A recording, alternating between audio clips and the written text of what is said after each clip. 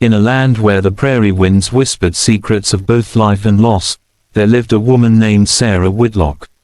Once, she had known peace. Once, she had known love. But that was before tragedy took her husband and left her alone on the vast frontier with two small children, a boy named Samuel, just 7, and a girl named Lily, who was barely 5. This is Heart of the Guardians, where we bring you stories of courage, compassion, and love that rises from the ashes of despair. So sit close, and listen to the story of a widowed settler, her 2 children, and the warrior who saw in them something worth saving. Sarah's husband, Thomas Whitlock, had been a farmer, hard-working, kind, and full of hope. Together they had journeyed west, following the promise of land and freedom. But life in the plains was never easy. The winters were cruel, the soil unyielding, and danger always lurked beyond the tall grass. When a fever swept through their small settlement, Thomas fell ill. Within days, he was gone. Sarah buried him beneath a lone oak tree, her heart breaking as she whispered her last goodbye. She thought she would find comfort among Thomas's kin, who lived just a few miles away. But grief reveals the hearts of men, and sometimes, what it reveals is cruelty. Her husband's family blamed her. "You brought bad luck," hissed his sister, Ruth. "You couldn't keep him alive, and now you come here expecting charity." Sarah tried to explain, tried to remind them that she was family too, that her children bore the Whitlock name. But they turned their backs. Her brother-in-law, a hard man named Elias, took the final step. One morning, without a word, he loaded their wagon with a few sacks of grain, hitched up a tired mule, and drove Sarah and her children to the edge of the Whitlock land. He stopped by a narrow creek and said coldly, "This is as far as you go. Don't come back." Then he turned the wagon around and left them standing there, mother and children, alone beneath the blazing sun, surrounded by miles of wilderness. Sarah's heart ached as she watched the dust rise behind the wagon wheels. But she refused to cry in front of her children. She took Lily's hand, lifted Samuel onto her hip, and said softly, "We'll be all right, my loves. God hasn't forgotten us." They walked for miles until they found the remnants of an abandoned cabin. The roof leaked, the door was broken, and the hearth was cold, but it was shelter. Sarah gathered branches, patched the gaps with mud, and started a small fire. The nights were long and lonely. The howls of wolves echoed through the plains. But she held her children close, humming the lullabies Thomas once sang to them. Days turned to weeks. The food Elias had given ran out. The grain was gone, the creek had dried to a trickle, and the children grew weaker. Sarah foraged for berries, dug for roots, and prayed for a miracle. That miracle came not in the form of angels, but in the form of a Cheyenne warrior named Tahoma. He was tall, proud, and silent, a man of the plains whose eyes had seen too much of both beauty and blood. For weeks, he had watched smoke rising from a place no tribe called home. He thought it might be trappers or settlers, maybe even soldiers. But when he approached the cabin, he found something unexpected, a woman, pale and trembling, kneeling by a dying fire with 2 children pressed to her side. Sarah froze when she saw him. Fear flashed across her face. She had heard stories, of attacks, of raids, of warriors who spared no one. Her instinct was to shield her children, to beg for mercy. But Tahoma did not lift his weapon. He only looked at them, his expression unreadable. He saw hunger in their faces, exhaustion in their bodies. Slowly, he reached into his satchel and pulled out dried meat. He placed it on the ground and stepped back. Sarah hesitated, unsure if it was a trick. But Lily, too young to understand fear, crawled forward and took a piece. She smiled up at the stranger before biting into it. Tahoma's eyes softened. For days after, he returned, never speaking much, but always bringing food, water, and firewood. Sarah didn't understand his words, and he didn't understand hers, but kindness needs no translation. She began to trust him. One evening, as the sun sank behind the horizon, painting the prairie in gold, Sarah whispered, "Thank you."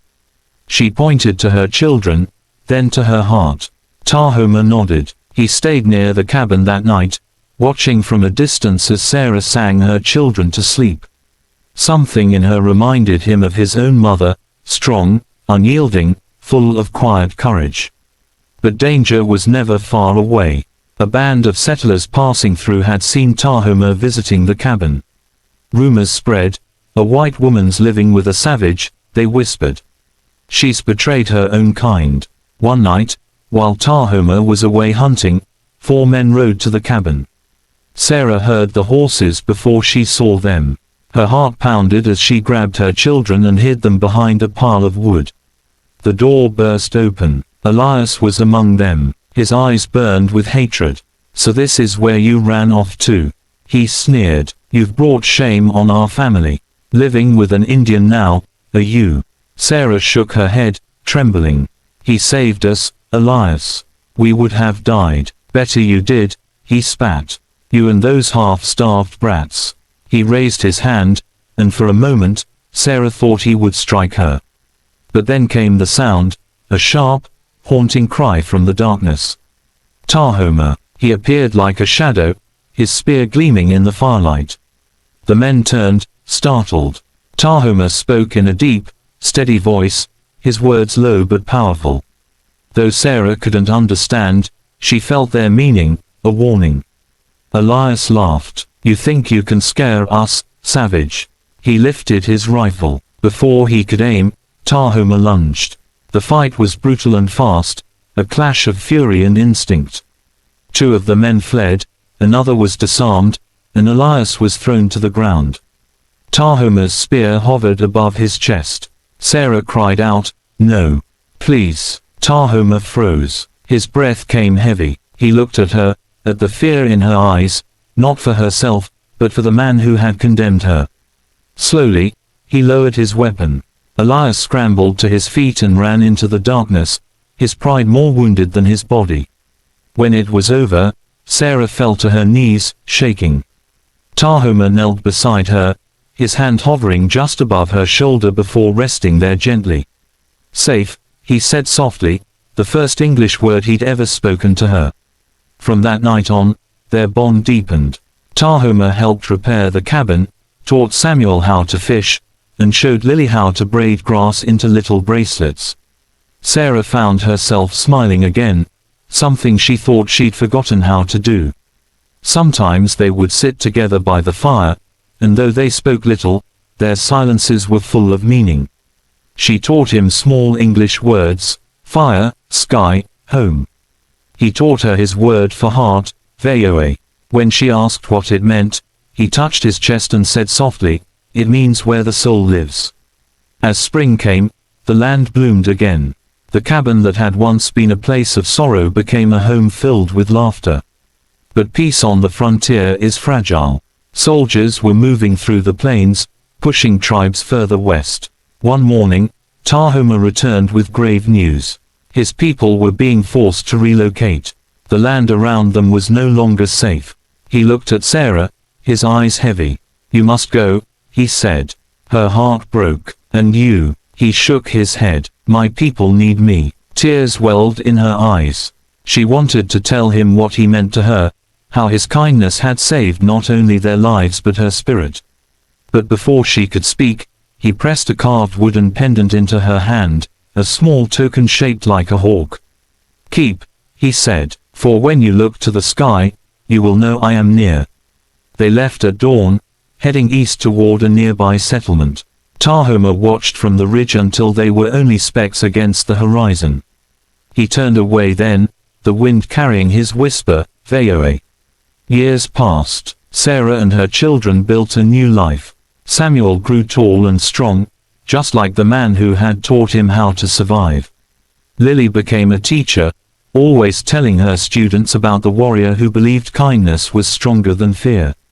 And Sarah, she never forgot. Sometimes, when the sky turned red at sunset, she would take out the wooden hawk and hold it close. She would whisper his name, Tahoma, and remember the man who had seen her not as a burden, but as someone worth saving. One summer evening, Long after her children were grown, a messenger rode into town. He carried news of peace. The last of the Cheyenne had been moved north, their war with the soldiers finally over. Among the names of those who had fought bravely was one that made her heart stop: Tahoma, son of Grey Wolf, fallen in defense of his people. Sarah went to the ridge beyond town, the place where the land met the sky. She stood there as the wind blew through the tall grass and whispered, "You kept your promise, my friend.